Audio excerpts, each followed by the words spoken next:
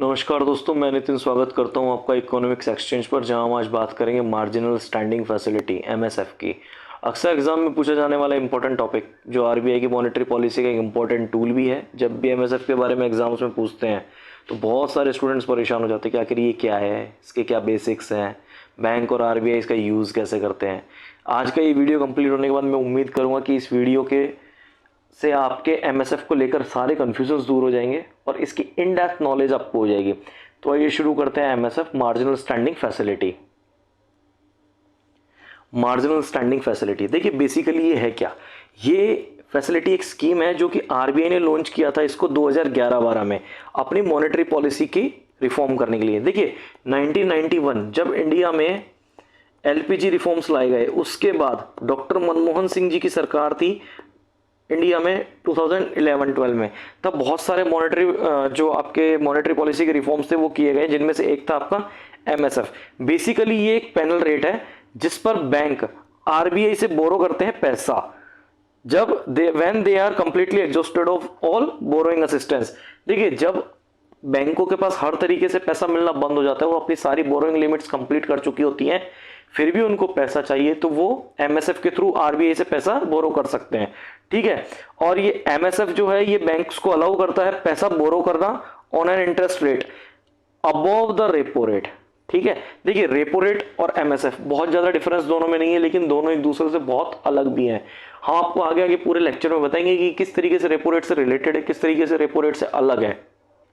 But जिस interest rate पर MSF को लिया जाता है, एमएसएफ से लोन लिया जाता है आरबीआई से बैंकों के द्वारा, वो रेपो रेट से ऊपर रहती हैं। वो रेपो रेट से 1.25 से 1% तक अबव रह सकती हैं।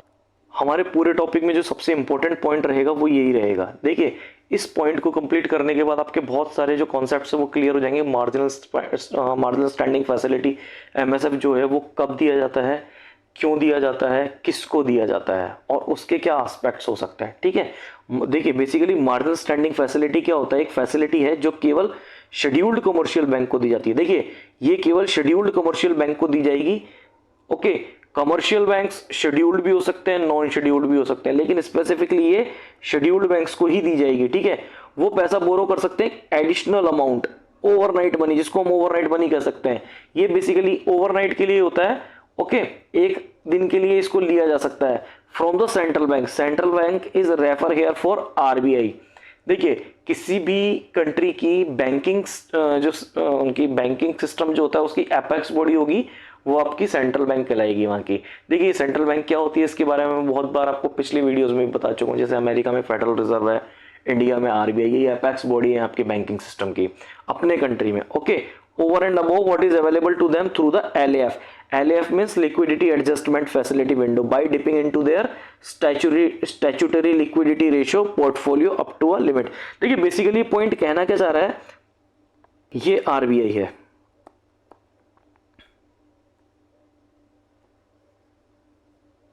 ये पैसा देगी बैंक्स को, लेकिन किन बैंक्स को? केवल शेड्यूल्ड कमर्शियल बैंक्स को।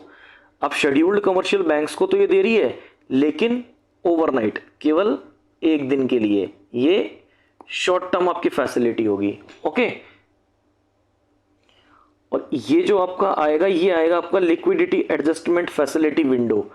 बेसिकली लिक्विडिटी एडजस्ट, ये आपका repo rate, reverse repo rate, CRR, SLR, ये सभी के सभी लिक्विडिटी एडजस्टमेंट फैसिलिटी में ही आते हैं, जिनमें से एक टूल है इनका आपका एमएसएफ। ओके, एमएसएफ में बेसिकली क्या होता है, रेपो में जो आपका एसएलआर पोर्टफोलियो होता है उसको बैंक रेपो को कंप्लीट करने के लिए जब आरबीआई को आपको गवर्नमेंट सिक्योरिटीज देनी होती है तो उस कंडीशन में आप एसएलआर को नहीं रख सकते, बट एमएसएफ को आप रख सकते हो। अगर आप एमएसएफ में से कुछ पैसा निकालकर आपकी जो गवर्नमेंट सिक्योरिटीज हैं उनमें से कुछ निकालकर अगर आप आरबीआई को देते हैं तो इस पर आपको किसी भी तरह की कोई पेनल्टी नहीं लगेगी, बट रेपो में वो पेनल्टी लगाई जाती है आरबीआई के द्वारा।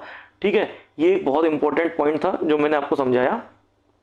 ओके, देखिए बैंक्स बोरो करती हैं आरबीआई से by pledging government securities. Only government securities ही इसमें आपकी प्लेज हो सकती हैं।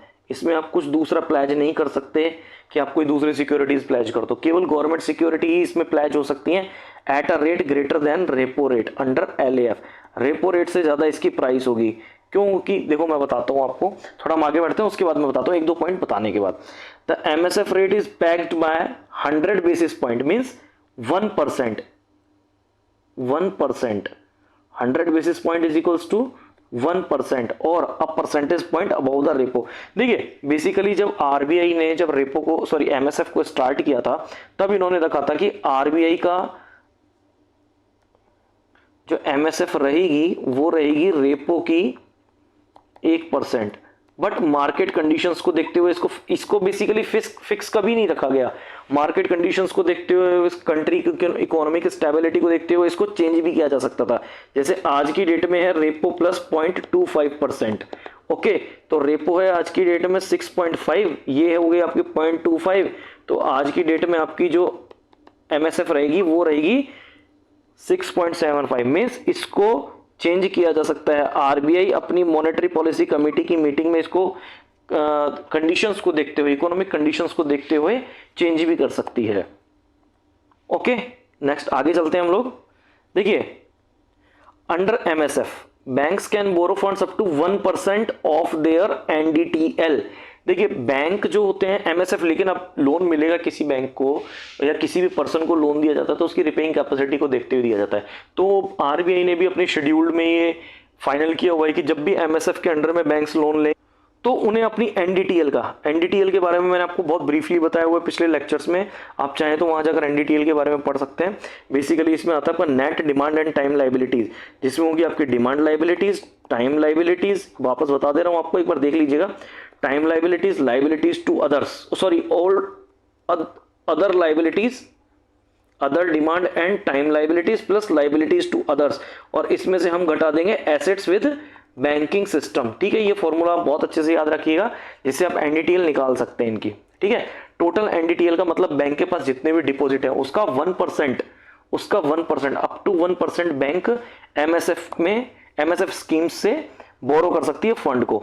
Okay, banks can borrow through MSF on all working day except Saturday. देखिए MSF का जो होगा वो सैटरडे को नहीं होगा, बाकी आप किसी भी दिन वीक में संडे टू फ्राइडे आप पूरा कर सकते हैं, बट आपको सैटरडे को ये फैसिलिटी अवेलेबल नहीं। The minimum amount for which RBI receives application which is 1 crore, मतलब आपका जो MSF बैंक रहेगा, MSF बैंक जो बोरो करेगा वो मिनिमम 1 करोड़ करेगा और मल्टीपल्स ऑफ 1 करोड़, 1 करोड़ 2 करोड़ 3 करोड़ 4 करोड़। अगर बैंक चाहे कि मैं 4.5 करोड़ ले लूं तो 4.5 करोड़ उनको नहीं मिलेगा।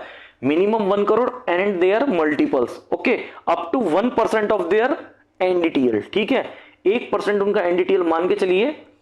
किसी बैंक के पास 1000 करोड़ का डिपॉजिट है, ठीक है, अब उनको MSF लेना है, उनकी लिमिट जो है रेपो की वो कंप्लीट हो गई है, रेपो की जो लिमिट थी वो उनकी कंप्लीट हो गई है। अब उनको 1000 करोड़ का जो रहेगा उसका 1% तक मिल सकता है, तो ये आपका हो जाएगा 10 करोड़। 10 करोड़ उनको MSF मिल जाएगा। ठीक है, मार्जिनल स्टैंडिंग फैसिलिटी के अंडर में जो उनकी बोरोइंग है वो मैक्सिमम हो सकती है 10%। ओके, और ये जो 10 करोड़, और उसको ये जो ले सकते हैं वो 1 करोड़ 2 करोड़ 3 करोड़ 4 करोड़ इस तरीके से ले सकते हैं। ऐसा नहीं कि उनको 10 करोड़ ही लेना है, 1 करोड़ भी ले सकते हैं, बट मिनिमम 1 करोड़ रहेगा।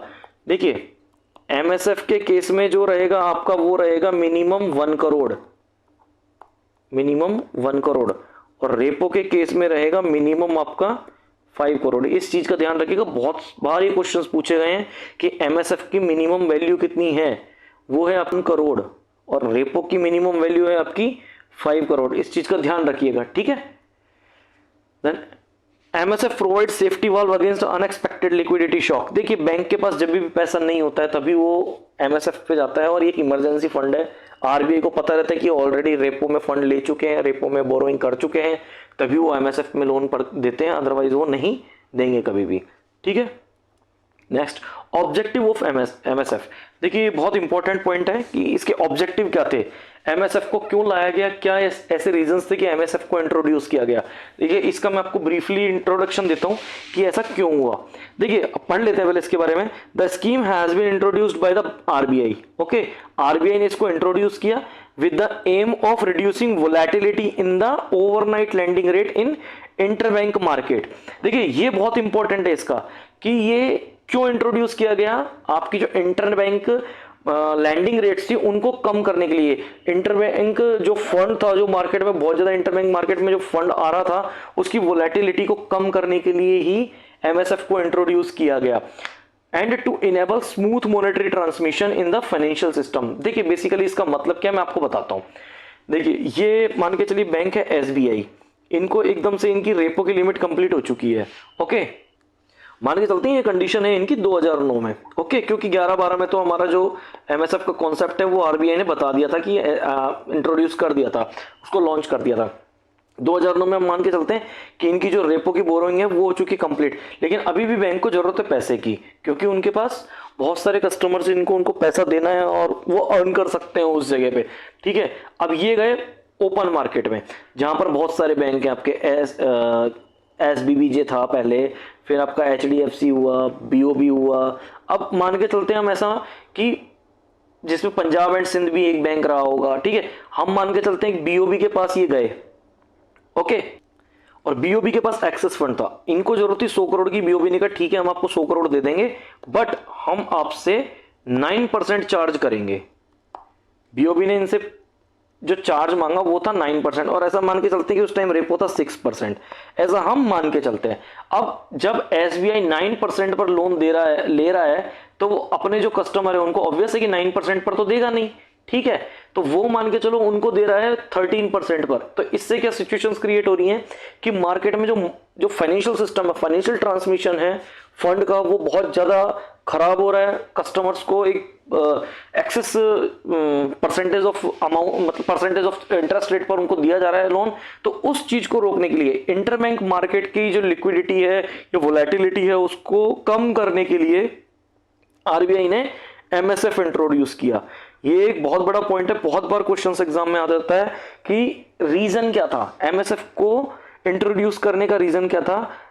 That was the aim of reducing volatility in the overnight lending rates in interbank market, specifically interbank market, और आपकी वोलेटिलिटी, जो फंड वोलेटिलिटी है उसको रोकने के लिए ओवरनाइट लैंडिंग रेट्स में।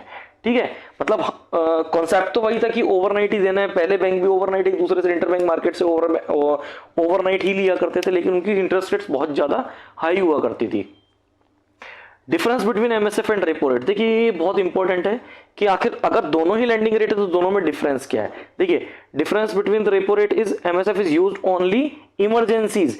जब आपकी रेपो का जो फंड है, जो रेपो की जो बोरोइंग है, उसकी लिमिट कंप्लीट हो जाएगी तभी आप एमएसएफ ले सकते हो। ओके, इसको आरबीआई लाने के लिए था, आरबीआई का इसको इंट्रोड्यूस करने के पीछे जो एम था, to control interest rate volatility. ठीक है, by allowing commercial banks to borrow against the government securities. देखिए इसमें तीन चीजें हैं कि एक तो इंटरेस्ट रेट की वोलेटिलिटी को कंट्रोल करना था, दूसरा इसमें केवल आपके कमर्शियल बैंक्स आएंगे, जो शेड्यूल्ड कमर्शियल बैंक है वही ले सकते हैं।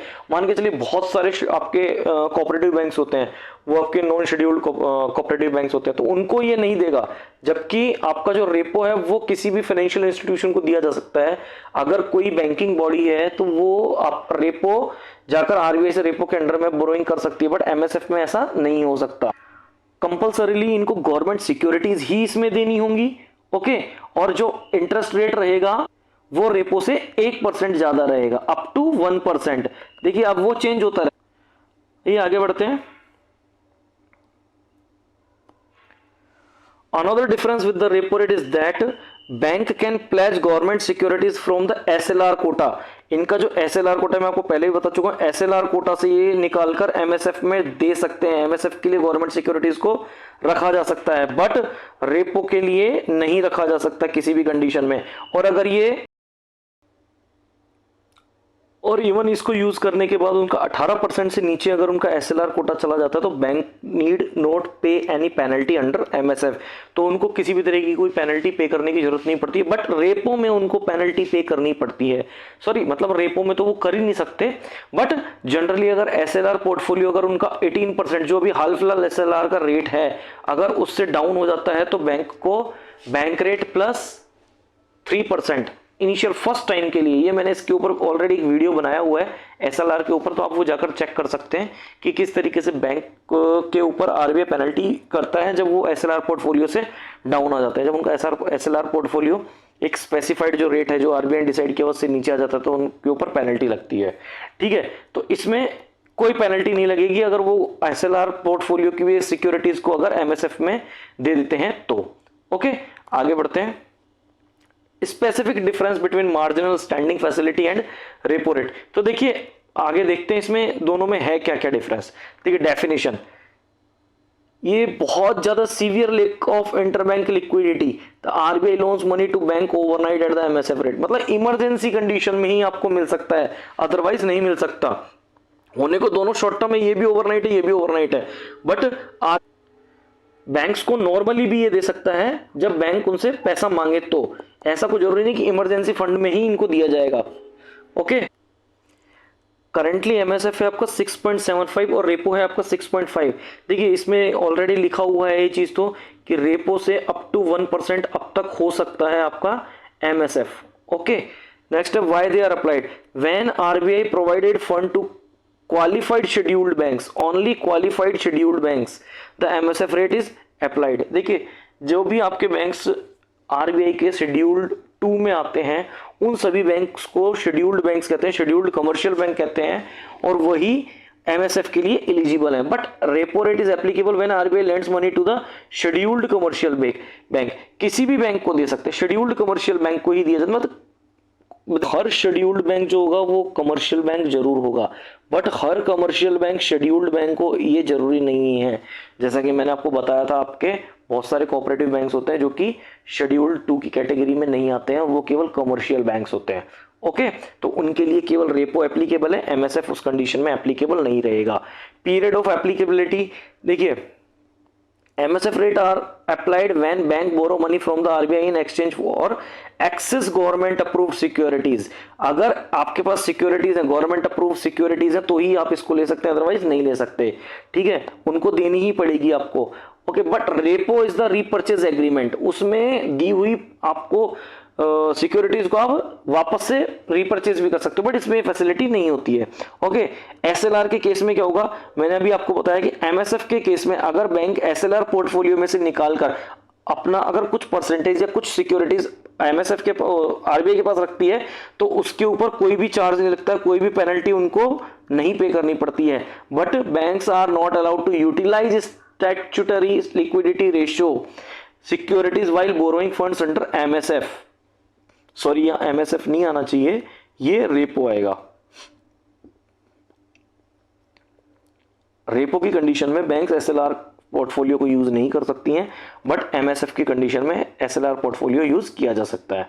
ओके, नेक्स्ट आगे बढ़ते हैं। देखिए इसमें 2 क्वेश्चंस बनते हैं आपके, ये बहुत बार एग्जाम्स में पूछे भी जाते हैं, तो वो मैंने लिख दिए हैं। बेसिकली एक तो हमारा जो अभी हाल फिलहाल जो रेट चल रहा है, आपका इंटरेस्ट रेट चल रहा है एमएसएफ का, that is 6.75 which is 525 basis point और 0.25% higher than the repo rate. Okay, अब एक आपका मैंने रेपो से एमएसएफ का कंपैरिजन तो कर दिया, but that is the question about what is difference between bank rate and MSF. Bank rate long term borrowing, याद कीजिए इसको, मैंने आपको पिछले लेक्चर्स में बताया कि बैंक रेट क्या है। एक तो ये लॉन्ग टर्म बोरोइंग के हैं, और जब आरबीआई किसी बैंक के ऊपर एसएलआर और सीआरआर पोर्टफोलियो मैनेज ना करने के, उनको मेंटेन ना करने के एवज में जो पेनल्टीज लगाती हैं वो बैंक रेट से रिलेटेड होती है। बैंक रेट प्लस 3% और 5%। ओके, ये आप पढ़ लीजिएगा, पिछले लेक्चर्स को देखिएगा, वहां से आपको पूरा आइडिया आएगा कि बैंक रेट किस तरीके से यूज होता है। Bank rate is a discount rate, okay, eight which RBI grant long term loans. Bank rate पर आरबीआई लॉन्ग टर्म लोन्स देता है कमर्शियल बैंक्स को, but MSF is a rate at which the commercial banks borrow funds overnight from the central banks। okay, यहां RBI यहां भी दे रहा है, यहां भी दे रहा है, बट ये लॉन्ग टर्म फंड्स है, ये ओवरनाइट फंड्स है। आपकी बैंक रेट जो रहेगी वो होगी long term funds, but MSF जो रहेगा वो आपका रहेगा आपका short term overnight funds. Okay,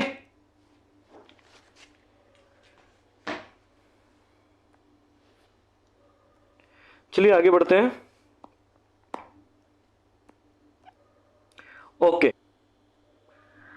I think you guys understood the topic very well. अगर आपको हमारी वीडियो थोड़ी सी भी हेल्पफुल लगी हो तो प्लीज़ लाइक कीजिए, शेयर कीजिए, सब्सक्राइब कीजिए। Thanks for watching us. Good bye.